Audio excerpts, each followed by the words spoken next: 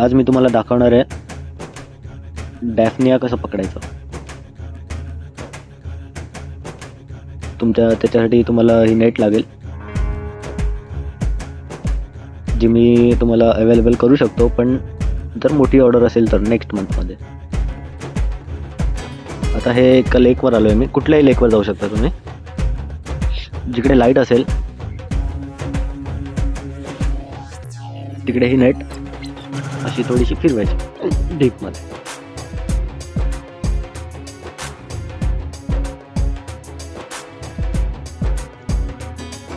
फिरले तुम्हाला बारीक बारीक स्पॉट्स दिसतील नेटमध्ये अडकलेले.